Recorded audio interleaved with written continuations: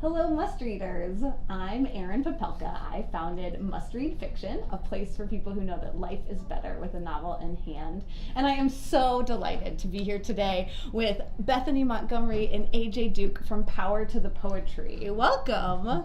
Thank you for having us. Oh, it is truly my pleasure. So I have kind of some basic introductions. Bethany Montgomery is from Tacoma, Washington. She has her bachelor's and MBA from Eastern Washington University. AJ Duke is from Dallas, Texas, and has performed in Dallas, in Baltimore, in Seattle, and New York City. And they are both here now with Power to the Poetry, a poetry organization here in Spokane, Washington. And so I'll pause there because I know you both have a pretty fantastic Power to the Poetry intro. Yeah. So would you like to add to that introduction? Yeah, so it's Power to the Poetry and it's Power, the actual number 2, the poetry, and that's because it's 2 of us, and to do anything, I think it takes 2 people. If you can get you and another person to believe in something, you can start a movement, which is what me and AJ did. Well, yeah. Well, the thing about it is you always have to have different opinions on things. And when we ever have any kind of discussions on anything in life whatsoever, we take the 2 different polar opposites and then communicate the middle. It's all about perception, clarification, confirm, and verify. And we are heavy on those words. And so I like to say we're a collective of philosophic perspectives, infiltrating consciousness by expressing truth, shedding light on the subjects that expose legitimate issues. We are the spark that ignites the flame to stand up and be the change. We are agents of change, motivating the masses to participate. We believe in the words that we speak, which is why we believe in Power to the Poetry. Every time. Beautiful, beautiful Like, it's up there with one of my favorites, but I have to say, Beth, one of my favorite ones from you so far is "Just Know I Visionary." It's just a little tease from one of her first early on poems. My Black Lives Matter poem, yeah. Oh, I love it. There's so much that we can still do with that, but stay tuned for more on that. Yes. But to give you guys a deeper description of Power to the Poetry, Power to the Poetry is a spoken word LLC performing arts organization specializing in spoken word poetry and performance. And so our movement raises awareness to social, cultural, political, and personal issues, addressing topics which cultivate crucial conversations and inspiring our audience to engage in dialogue and action for meaningful change. And our motto is express, expose, and ignite. Believe it. And we got the bracelets to prove it. Stay tuned. Look up Power to the Poetry if you want to check out our merch. Power to the Poetry, Facebook, Instagram, YouTube, and you can email us at Gmail. Power to the Poetry. No excuse. But when it comes to Power to Poetry's movement, our call to action is like the most high-speed connection you could think of. People will say, "Why aren't you doing this?" We'll say, "Give us the information," and literally if it's not that day, the next day we're out there doing it. One person was like, something about us going out feeding the homeless, and then me and Beth was like, "Oh, really?" We got all the information. We went down to all local food banks, all local charity places, and we seen what the schedules was, and we donated time to go out, help feed, and go out and communicate with them. I myself take time to go just check on some of the street kids and feed the ones I can out of my own pocket, because everyone needs a little help once in a while. Yep. That's absolutely right. Yes, indeed. Well, thank you. Thank you for creating Power to the Poetry, for making this movement happen. So let's kind of go way back. How did poetry start for you both in your lives? I think it's best if Beth tells her story first, because mine's a little bit on the other side of the spectrum. Yeah, so poetry, I've been a writer, I think, my whole entire life. Since I can remember, I've really been writing seriously and a lot since I was probably about 8. But I grew up playing basketball, and so there's kind of a stigma there with being an athlete and being artistic. If you're an athlete, you're not allowed to be artistic. And so I kind of shied away from my artistic side and writing and focused on my sport. And so I came out to Eastern. I got a scholarship to play basketball at Eastern Washington University, and my first year, I was having health issues, and it took 3 years of going to the doctor, and we found out I had a hole in my heart, and so I had to get heart surgery at the age of 20. Wow. And so I couldn't play basketball anymore. I can't play basketball. I can't work out at all anymore. And I used to probably spend 8 hours a day playing basketball and working out. Beth was probably the only woman I knew that was in the gym more than me. And I went every day playing basketball, doing my things. Yeah, probably like 8 to 12 hours of basketball and working out. And so like that was always my outlet. I think we all need outlets. And so when I lost that, I turned to writing, and specifically writing poetry. And I was just able to write strong, powerful poetry that was just real. I really wrote how I felt, and I really wrote all the adversity I was going through. I really wrote about the depression I was going through and the pain that I felt and the betrayal that I felt and just the things I was questioning. I was going through a lot of existentialism. A lot. I still do. I think that's what makes my writing, so interesting and just real and raw. Sure. And I'm just not afraid to live my truth and express that. And I graduated from Eastern with my master's degree in August 2017. And so I started to go look for jobs. And I was like, no, this is not what I'm supposed to do. And so one day I was just driving and the idea of Power of the Poetry came to my head. So then I called this guy, like right when I came up with the idea. I was like, yo, like let's start a poetry movement called Power of the Poetry. And it's like, okay, let's do it. And so we're just motivated with sharing our truths and helping other people. I think that's my purpose. I think that's the purpose of life and people in general, is to use your experiences to help other people and help them grow and hopefully learn from your mistakes and the things you did right so that they can utilize that as well to live the best life possible. Oh, absolutely. And like going back to basketball, so I was an athlete too, and like that betrayal you talk about I think is really interesting, right? Because it was both like a betrayal of your own body to find out that you did have like a hole in your heart, but also your body was what got you to that place. So feeling both of those things. It was so hard for me, and I ended up hating myself. Like really, I hated myself, I hated my body, because like I said, I would work out like 8 hours a day, and from doing that to not being able to do anything, I just went into a depression, and I just felt like, well, I must not deserve this then. But I just thank God that I've always been a writer and that I was able to rechannel my inner voice and put it to paper and I write on my cell phone mostly, but put it to words. We're working on the paper thing. Yeah, We're working on the paper thing. Well, for the her. trees thank you for doing it on your phone. And I am also so grateful that even with that adversity that you found words and you found power to the poetry. So thank you for doing that work. And how did poetry start in your life, EJ? I'll give you the short version. The Spark Note version. The Spark Note version, because I had to give so many different definitions. I was a kid, I was a shy guy growing up. I didn't like to talk, I had a speech impediment. I always thought writing down, because my mom always said writing was the best way for me to show my intellect. And as I got older, I just applied it to academics.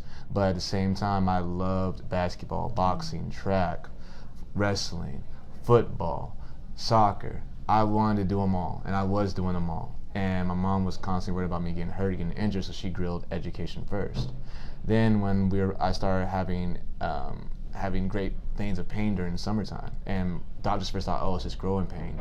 Then they thought it was cerebral palsy. Then they thought it was lupus. Then they found out after so many tests and runs and so many different things that it was rheumatoid arthritis. And I was already diagnosed before that with ADHD. So my body already wanted to be an athlete and run and do everything, but then my body at the same time had this old fact that was bringing it down, saying, no, we can't do this, it hurts, it does too much. So almost, but not the same kind of platform when it comes to being an athlete, getting a chance to do everything, but not at the same time. I was supposed to go to different colleges for running and basketball, but I wasn't able to because of my health issues. Wow. And they didn't want to take the risk, because what scholar is going to take you up on that when they hear about all your medical issues and your history? But with poetry, I found that during my travels, because I'm originally from Dallas, Texas. My family's a family of artists, painters, designers, models, fashionists, you name it. And so my grandfathers would go travel the world and sell artwork. And he goes to conventions, caucuses, NAACP events, assets, you name it. I was there meeting celebrities, meeting people, and they always ask me, what is it that you do? And I said, well, I write. They're like, but you don't speak it. You don't do any spoken word.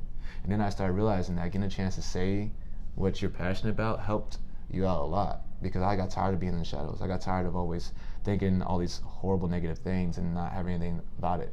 And then I always made a point whenever I would go travel and sell artwork and come back, I was always energetic and always happy. So I made sure the people I visited were the same way. Like, hey, what's going on with you? How are you doing? Are you still doing anything? Are you doing music? Are you working on your brand? How can I help? And then, you know, one day I'm like way back from travels. Bzz, bzz, bzz, bzz. Yo, what's up, Beth? Hey, so I was thinking, I got this idea. It's called Power to Poetry. Sign me up. You ain't even heard what it's about. Don't care. Sign me up. And then we sat down and we started talking about the sick and tired being the sick and tired, the motivation, the affirmations, reaching out to the kids, reaching out to a generalization, not just one specific platform, one specific group, because at the end of the day, we're all human beings who want to live on this planet. If not, if you identify as something else, we want you to live on this planet too. There's no excuse why we can't all work together, other than people's misinterpretations and misclarifications, which is what we eliminate. We're humble heroes with a cause. Beautiful, beautiful. And so interesting that both of you kind of were drawn to spoken word and drawn to poetry through some physical challenges. Like, interesting that path was similar for both of you. If it wasn't for like academics and writing, I don't think I'd be here. Yeah, I always, like I said, I would question like why me, but it was supposed to be. Because if I was still playing basketball, I would have never started Power to the Poetry, and I would have never became this powerful poet with a voice to inspire so many people. And I think that's way more important than just shooting a ball in a hoop. Even though we can use basketball as a platform, I love what LeBron James is doing. Lakers life.